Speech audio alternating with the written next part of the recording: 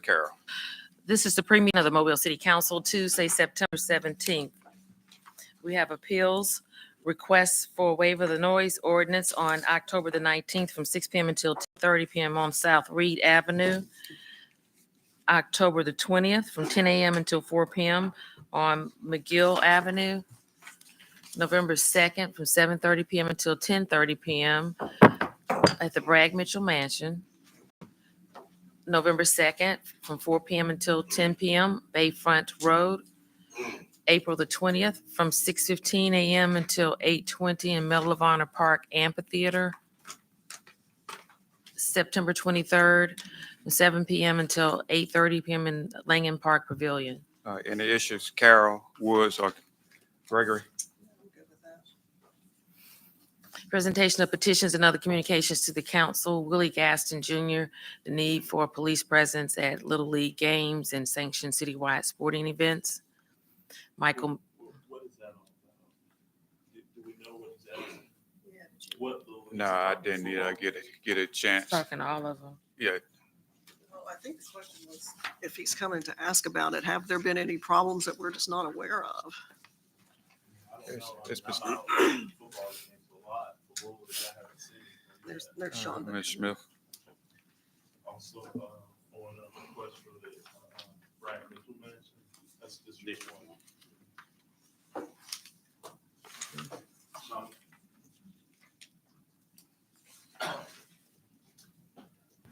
Good morning. I haven't been able to speak to him. I think the bigger question is he talking about private league games or city league games, which are different, and we manage those and we haven't had any problems. So I'm not sure which games they're talking about. So we won't be able to answer until we hear what he has to say. Mr. President. Mr. Penn. Shauna, do we currently have any city football league? We have flag football. We do not run a tackle football league. Okay. So currently right now in this season, is it the only sports is taking place from a city? It's flag football. Okay. Michael Meeks regarding access to public records, comments about funding to the library. Amber Ward. Ordinance is held over. 64050, consider the proposed modification of a previously approved PUD for property located at 1480 Satchel Page Drive. 60051, consider the proposed conditional use permit for property located at 6411 House Ferry Road. 64052, consider the proposed rezoning of the property located at 6411 House Ferry Road from R3 to R3. CIP resolutions held over. 09885, transfer monies from CIP signal detection citywide to grant match holding account to be used as a match for Alabama Department of Transportation grant. Resolutions held over. 09859, adopt the 2024-2025 General Fund, Capital Improvement Fund, and Convention Center Fund budgets. Any comments or questions, anyone? I'm on the third version of this budget, so we have to amend it to the latest version, is my understanding. Mr. Davis.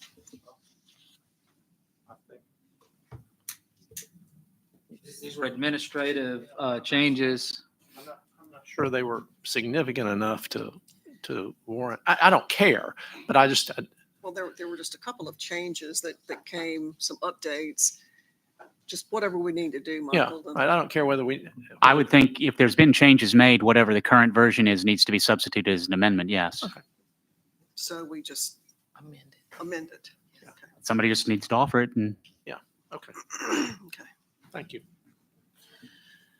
08886, approved purchase order to Cone Inc. for Convention Center escalator motor repair.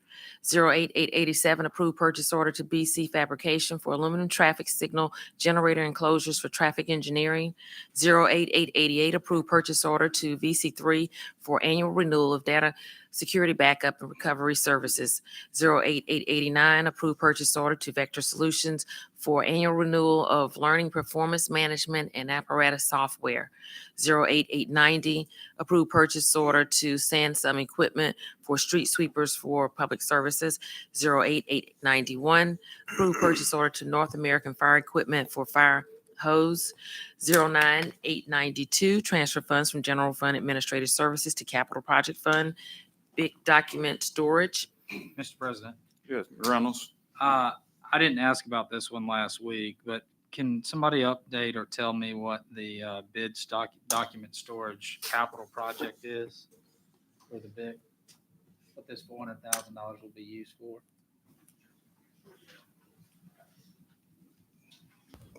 Joe Snowden's working on that project, but right now the BIC is serving kind of like an archive. And this is for I think it's going to be cataloging and removing all of those documents in storage. So the BIC still contains documents. It has not been cleared out at this point. Shayla, is it still there? That's correct. Okay, and the plan going forward would be, or I guess this would be in order to remove those documents and get them cataloged or stored somewhere else? That's correct. We're scanning. So we've got paper files. We're required by law to keep for certain years backwards. But the purpose is to move to a scan phasing and scanning of these documents so that we're not relying solely on paper documentation. It's taking up a lot of space. Yeah, but the intent would be to clear out the BIC. Correct. Okay. Thank you. 21893, authorized contract with Michael Baker International for miscellaneous drainage repairs. 25894, grant a permanent, non-exclusive easement to CSX Transportation for the construction, operation, inspection, maintenance, replacement, and removal of a rail transportation track facility. Hold on. Last week I was told that we were going to get a schedule or some type of update to see how long it was going to take them to get ready. Did we ever get that? Or did we ever ask for it? I think we have asked. I don't think we've gotten a date. Can we not, can we ask again Sure. and see what we can't get from them? I'd like to know what that date's going to be. When Amtrak's going to have service. Right, well, actually, construction schedule, progress schedule, the whole thing, just like we do any other project that's happening within the city, just so we know what the timeline is and when they're gonna actually be ready to start running the trains. Consent resolutions being introduced. 37896, recommend approval to the ABC Board for issuance of a retail beer, table wine, off-premises only license to S&G Food Mart on Pleasant Valley Road. CIP resolutions introduced. 01898, agreement with J. Payne Organization for structural retaining wall and grading improvements at Sullivan Park, $139,230. Resolutions being introduced. 01897, agreement with Jaguar Consultant for mechanical improvements at West Regional Library, $61,500. 03899 at 03900 are appointments of Shonda Smith as Executive Director of Public Works and William Randy Jackson as Chief of Police. I would like to ask the council, know that Chief have been serving as the interim chief. Well, interim chief have been serving as interim chief. If there's any objection about moving this up on today, bringing this forth on today, For Ms. Smith and yeah, we can just do both of them. I'm fine with that. I'm fine with it. No objections. Any objections? Well, as long as y'all have 5 votes. You know, I've already made my concerns to all of y'all. Y'all know where I am. Well, if it's 5 votes for it, I'm not going to hold the council up. Let's move forward. and also I would like to also recognize that with Shonda Smith, with the Public Works, is she making history by being the first woman in that position. You know? I think she is, yes. So I would like to say congratulations. You know. 08901, approve purchase order to Truck Equipment Sales to provide and install landscaper body on Chevrolet chassis for Parks and Rec, $26,760. $09902. Approve establishing the City of Mobile Housing Improvement Plan Enterprise Fund, $1 million. Mr.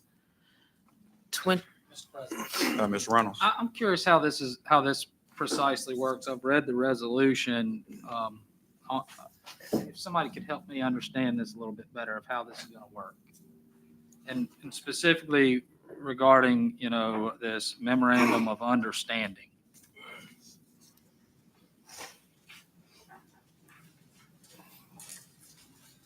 Yeah, so basically the council can't contract with the mayor because it'd be city contract with the city. So the memorandum of understanding or project plan, Yeah. or other. Project program or other avenue Yeah. in order for the scope of work to be outlined in a specific target area for a plan of revitalization or redeeming neighborhoods. So the way it works is that a council person cannot enter into a contract with the administration. So you have to have an MOU or a program that we follow that a council person would say, we want to look at this area between these boundaries based on data that we have with the city and where our direct need is for revitalization. We name the area, we name what we're trying to do as far as acquisition, land, new homes, streets, sidewalks, whatever it is that we're going to do in that community, and we move forward with that scope of work and with the funds that are allocated. Really, it's just a vehicle that when there's district designated funds for housing, that outlines the project scope and timelines and expectations on both sides. And I'm not doing this to poke holes in this plan. I want to understand it, truly do. How is this different from, say, just our ordinary capital improvement process that we have now? I mean, are we suggesting that we need to enter into memorandums of understanding for just our ordinary capital improvement project?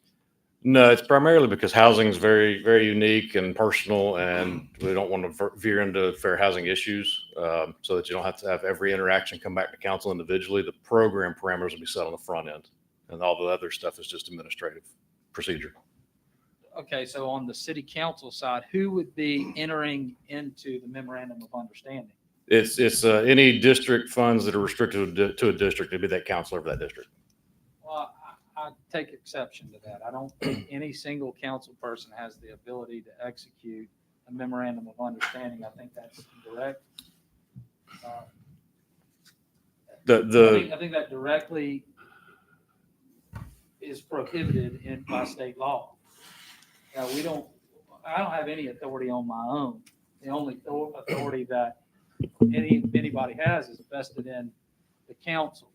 Right. So this memorandum of understanding, I think, would have to be approved by the council as a whole. So the current format of the resolution is, part of it is authorizing those individual agreements in future with each individual counselor, whatever time the funding becomes available.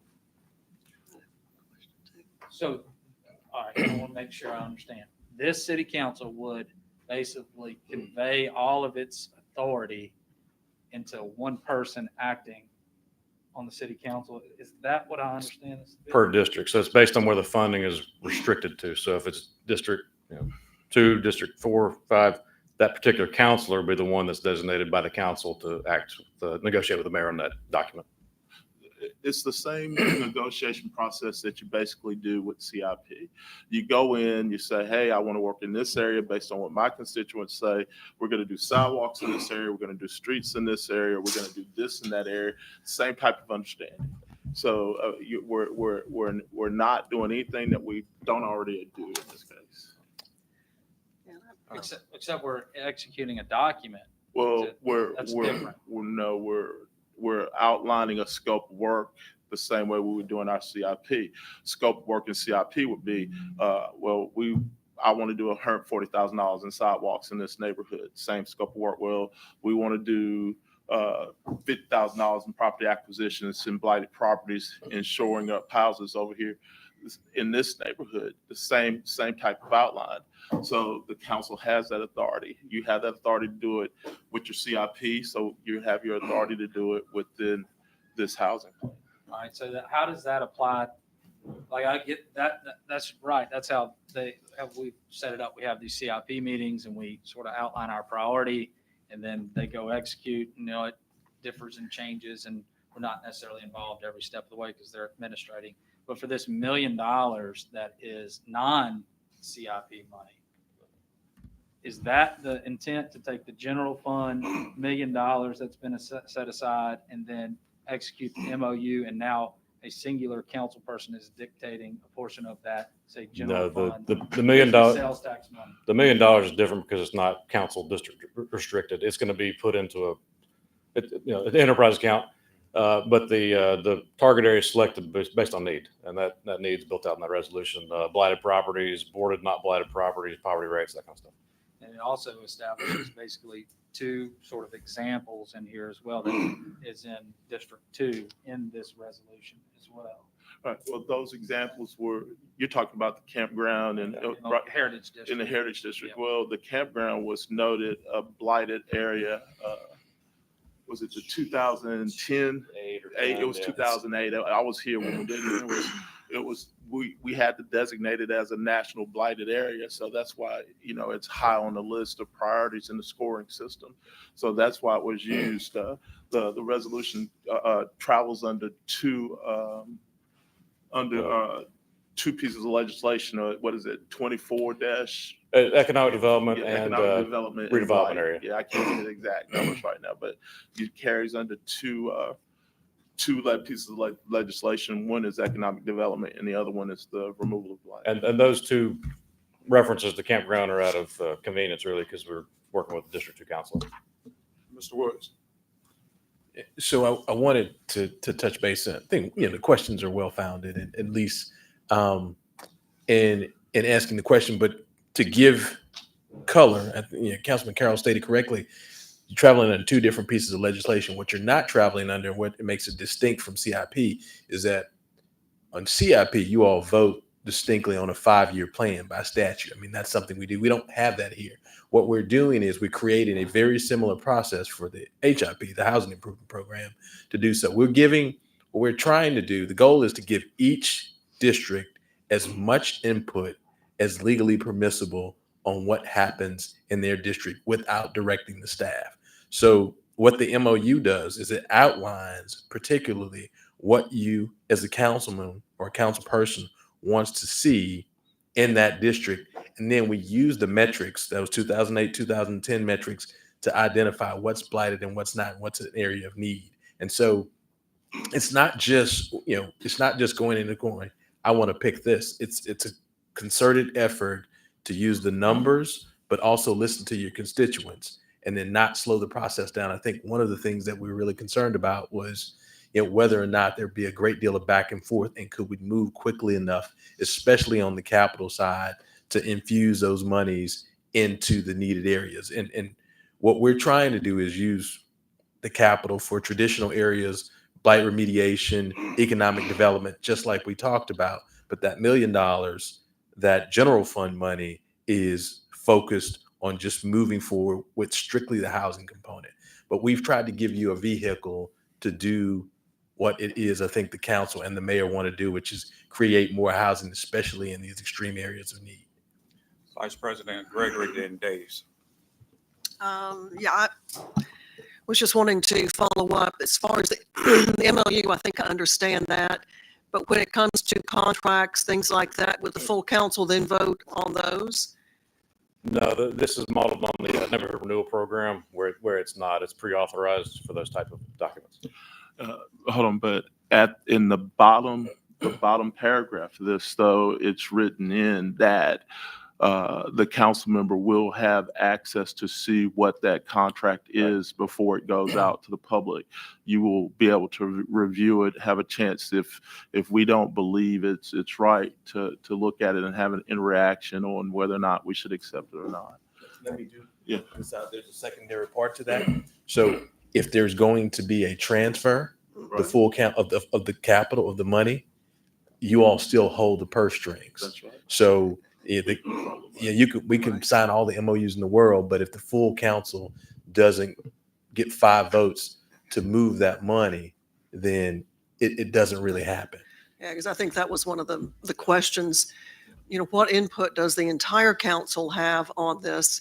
So that, one council member doesn't control things necessarily, but the whole council still has the final. Well, Right.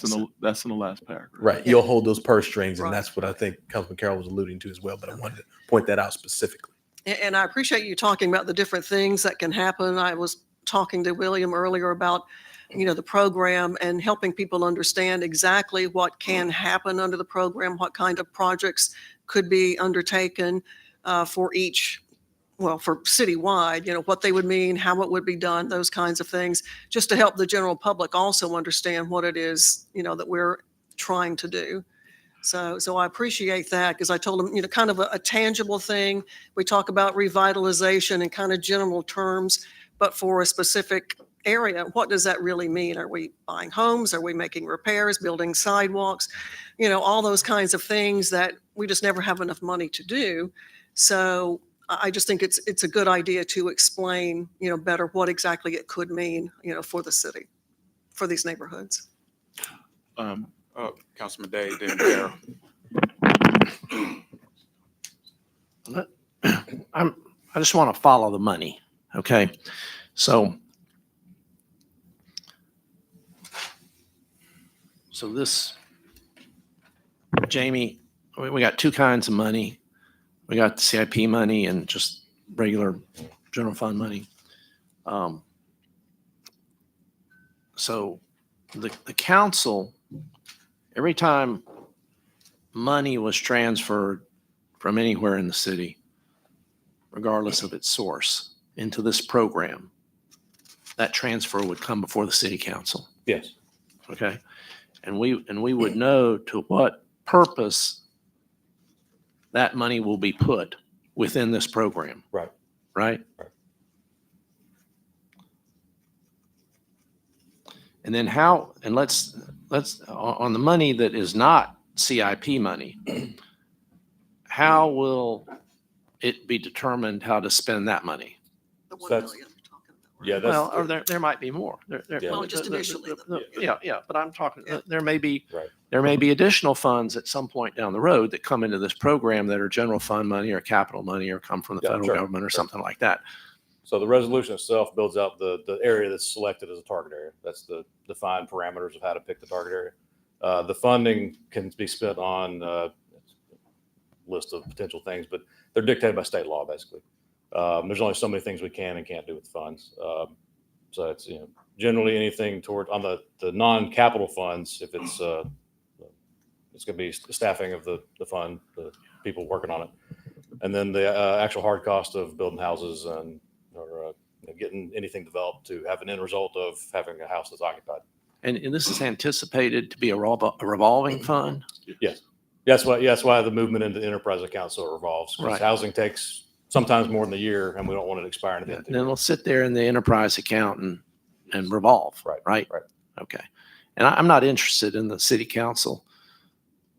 Once it gets into that fund, I'm not interested in the city council having to approve everything that goes on in that fund. Because every That's time we not put a fair. roof back on, I don't want a staff to approve that. So that's what I need to know. Thank you very much. Carol, They got it. or Penn?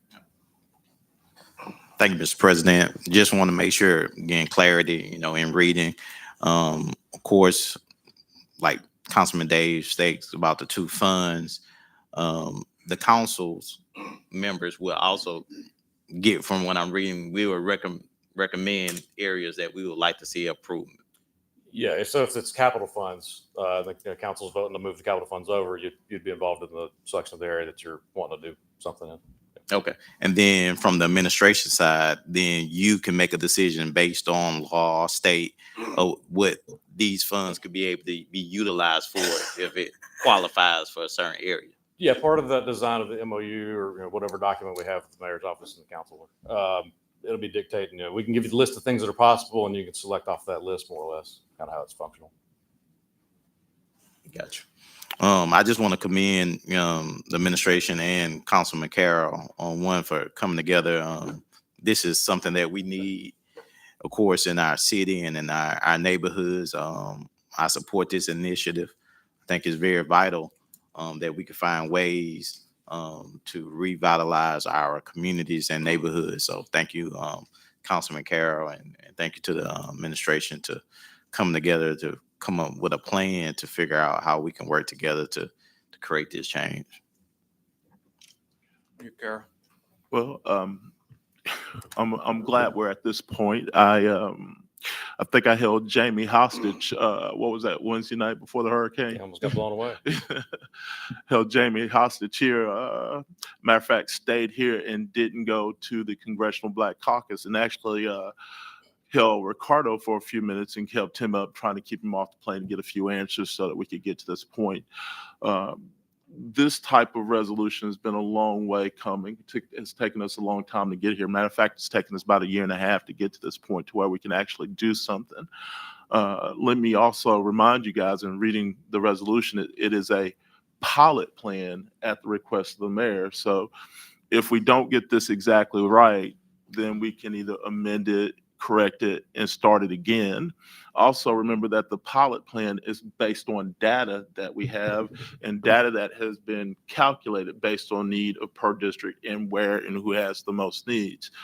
So know that we're not just doing this because of one council person wants to go in here and do one district. Over the last 2-3 weeks, we've taken a deep look into the data, where we need it, what neighborhoods really need it, what areas are very important to the city. And it's a good plan, and we have a good pilot area to start in, I think. I look forward to jumping in and getting this done, as quickly as possible. I do know the city has some sites that we can possibly start on immediately once we get this passed and we get it to work. Now, the thing to remember is that once we start doing this, neighborhoods aren't going to come back, 24 hours later, maybe a year. This is going to take us some time to get it going down the road. And this is more than anything an incentive to get other developers into neighborhoods that have been blighted for a while, to create equity and block equity to also attract them into the area. So we're not looking to be there forever. We're looking to be there until we have enough foothold to where everyone else is willing to come in and build right beside what we've done. So Jamie, I appreciate last week. Thank you for staying late. Didn't mean to hold you hostage. I had to actually call the chief and tell him I was on the way because I thought you guys were going to walk out of here and we wouldn't have it together. But appreciate all the help and I appreciate all of us getting here. Let's me and the mayor look forward to getting us quite a few houses built over the next 2 years, maybe 10, 12, I would hope, maybe 20 if we can get there. Reynolds? So will there be, say, based on what I heard, there will be a, say, district MOU? So should we all create our own district-specific plans and then enter into preemptively a memorandum of understanding, and then we have a resolution for all of us on the city council to approve our individual district housing plans? I mean, you could, but Well, I mean, just still, in order to ensure that, say, all the money, we all have, Yeah. need for housing, that Understand. doesn't just say, well, we're prioritizing this district. Should we all put our own plan together? what I You're just trying to understand that. So I would, Mr. President, I would heavily discourage doing so because remember, what we're doing is we're marrying the semblance of our federal program to what the CIP looks like. So just remember to think of that. We're looking at housing, and then we're looking at making sure we can streamline it. So we would give you an entree of what you want, and you'd pick from that. And then you'd say, hey, this is how we outline the MOU. You wouldn't want 7 different structures. And I can tell you why. We fought that animal when we initially started out with the CIP, and it was a bit of a disaster because we weren't able to streamline the process. The process we have now for CIP didn't come about as the original thought. It was an uphill climb. There was a lot of different moving around. So what you would do is help point out and prioritize exactly what you want housing wise in an area. And so, for instance, Mr. Carroll has historic districts. That's unique. That is really, really unique to the city. Not everybody else has that, right? So that's going to be one issue. Or you would have, again, Mr. Penn has spacing issues. There's just not a lot of space in his district to build, or size issues. Those are the type of things that you would think about. And for us looking at housing, and then there's all these issues with state law that we have to follow. So what you would be doing is filling in the points for each project and saying, look, this is what needs to happen here. And that MOU would be executed on the front end or after? As funding becomes available for a district.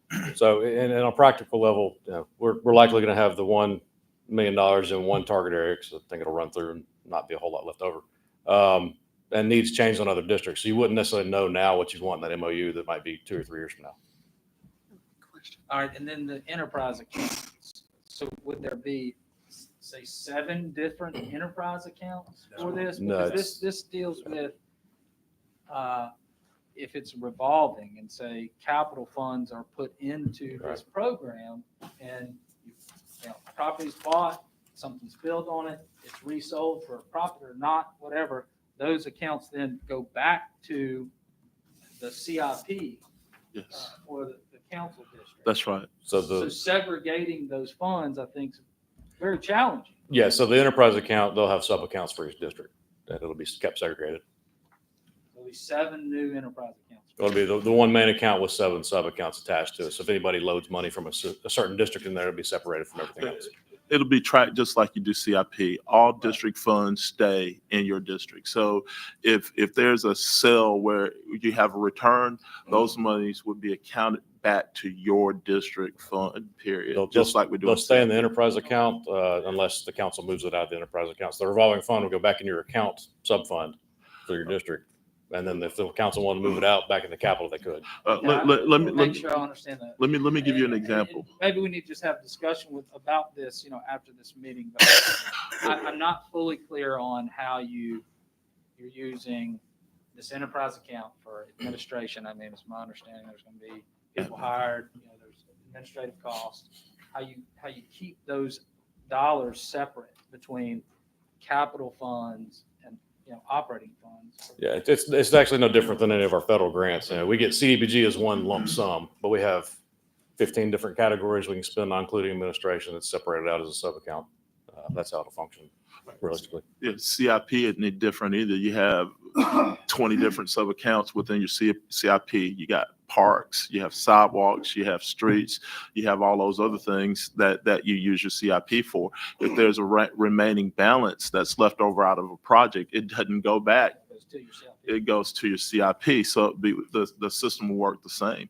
The accounting would work the same, except for we're just having different line items where the line items are named different. That's all you're looking at. Well, I'd like to have some additional discussion about it. I'm not trying to poke holes on it. I just want to try our best to get it right, even though it's a pilot program. There may be some adjustments or whatever that need to be made. I would suggest that we do add some additional language to make it clear on the approvals that are required from the council, that rather than somebody entering into a memorandum of understanding on their own does not supersede or have really any bearing unless the city council itself has a vote on the item. Vice President. Oh, go ahead. I was going to follow up on some of this. I don't want to get too far down into the weeds, but just for better understanding and clarification, we're not only looking at building new houses. Right. There is several different varieties of things that you can do. So I just want to make sure that people are clear on that, because we keep talking housing, Right. But you can do sidewalks, you can do home repairs. Mhm. I guess drainage, any of those sorts of things that can be done with CIP dollars can be done. The way it's currently worded is anything that ends up in affordable housing being part of the project. Right. But now, if in fact there are projects going on using the entirety of whatever's in the revolving fund, which could be, and there's another project that maybe one of us wants to do that would be part of this program, could we not only use our CIP dollars to go out and do some project work without having any of the revolving fund? Yeah, as long as it's not housing. The only Right. thing you can't do with capital, I believe, is direct housing Well, I with the, mean- with the fund setup, the current structure. No, what I'm No. talking about, could I not use my CIP dollars to go do home repairs? Like roof repairs and things like that under this program? Yeah, so that's where you run into an issue. I mean, it's a policy issue, but there's also some state law implications. But let me get back to a point I think that Mr. Carroll made in reference to the $1 million that's in the general fund. So, in anticipating that won't be it. So it's a pilot program, but using the models from other cities, we would like at some point to ask for partnerships from other entities to donate to that. So say, for instance, somebody has a large workforce development issue going on. They say, okay, we'd like to give the city $500,000, whether it's a national foundation, a bank, local job provider, any of that way. We want to do that. But back to your point, Ms. Gregory, what you would want to do is use the capital to get everything ready for housing. Right, everything ready, and that includes a lot of things. That's streets, that's sidewalks, that's demolition, that's blight removal, that's grading. You would want to expand, do all of those things, and then say, okay, whether it's the $1 million or the foundation money or whatever we get, then we'd say, okay, look at the revolving fund and look at building housing. But understand that the way that our programs work is we often couple a number of different programs. That's how Jamie's team works, and that makes us unique in that we couple all of our programs, whether it's neighborhood renewal, the federal program, operating that way as long as they check certain boxes. What's prevented us from doing that in the past is there was no funding outside the federal funding. This idea changes that because you put both general and capital into play. So you could move as much as you wanted to on the housing side, going forward. But it will be a lot faster doing it this way. And I think that's the intent of the drafters, is to move this quickly so that you can build houses and continue building houses without a great deal of unnecessary red tape. All right, I'm still not completely understanding, but Sure. I guess we can talk it through later. Sure. What's your question? Well, I'm just not understanding, I guess, how it all will work, because I was thinking that I could put money into the program that would do home repairs. I don't have a whole lot of space either, but I have a lot of need. And a lot of that need is home repairs. There is some space to build new houses, but not a lot.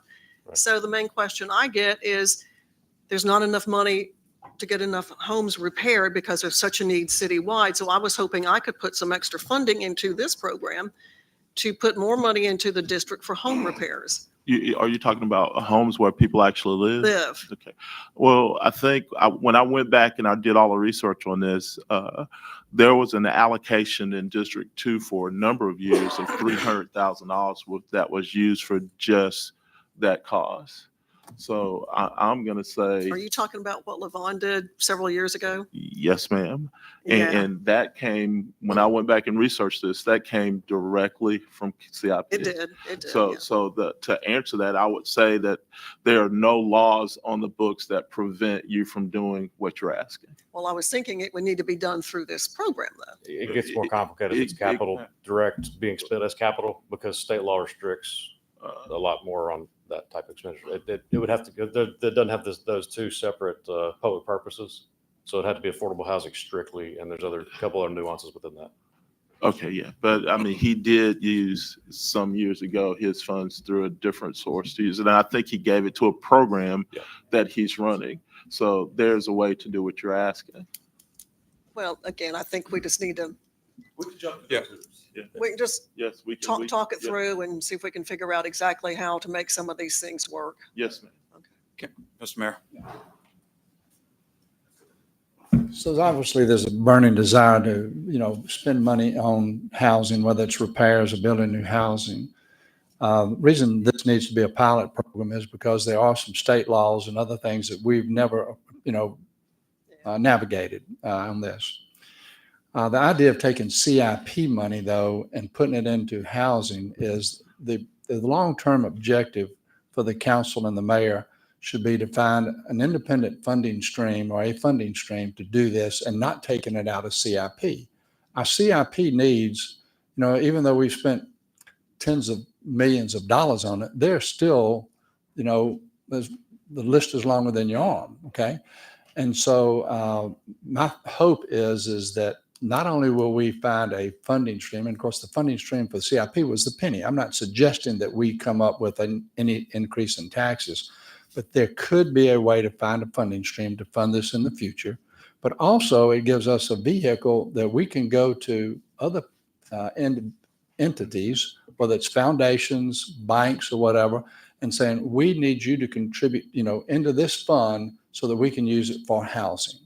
So please, in our exuberance for trying to get this going, be very, very thoughtful about taking your CIP money to fund this on the long term because of all the needs that we currently have for CIP. Yeah. Well, when you say on the long term, I'm not talking about using every dime of CIP. I'm talking about using a percentage of it, per year to make sure that we create the equity we need in a neighborhood until those developers start to come in. Then we can cut it off.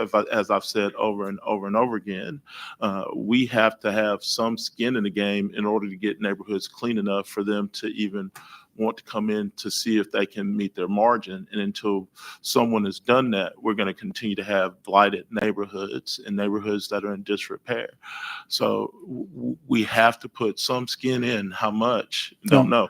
But as you said, the long haul to do it in perpetuity is not the want, and it's probably not the need. But what the need is to establish some type of value in equity or block equity, as I keep saying, that encourages then your foundations and then your businesses to come in and get beside us. But we have to do something in order to encourage that. Well, I've made my statement about what I think about the CIP and what you should do. Obviously, this is a pilot program. Right. We'll feel our way through it. Yes. But don't forget that we have a huge obligation on CIP, which affects everybody. Thank you. Yes. One more thing, I'm gonna let Mr. Days, and then after Mr. Days, I'm just gonna ask, do we need to do a committee meeting on Monday? We spent long enough time on this subject already. Mr. Days. Thank you. Thank you, Mr. President. It's a pilot program, and I think we're going to have to get into it and see how it works. And I wouldn't get too deeply into the weeds at this point. We need to get into it and see how it works, and no doubt through that experience we'll be able to improve it as we move along. With respect to the mayor's comments. And I want to first say that I fully understand that we have a housing problem in the city of Mobile that needs to be addressed. I think we should be very careful about how we go about it. We could spend $10 million or $50 million or $100 million on housing in the city, and we still wouldn't solve the problem. There are other entities, other governmental entities who are involved in providing public housing. My concern is that this, and I'm for this program, don't get me wrong, I'm for this program, but I think in the future, the council and the administration needs to be careful about diverting resources, significant resources, into providing housing. Because I think the problem is it's just like everything else. Once you start down this road, it has a tendency to snowball, and it's very difficult to back out once you've started down this road. And we could end up, and I know this is a worst case scenario, but we could end up where providing housing and public housing, fixing houses, providing new housing takes a bigger and bigger share of our general and capital fund budgets, to the detriment of all the other things we have to do. So it's just something to be careful about and something to watch as we move forward. I'm for this. It's a cautionary statement. Reynolds, I know Reynolds had a question. Gregory and William, do y'all want to do a committee meeting on Monday? Reynolds? I have no objection to it.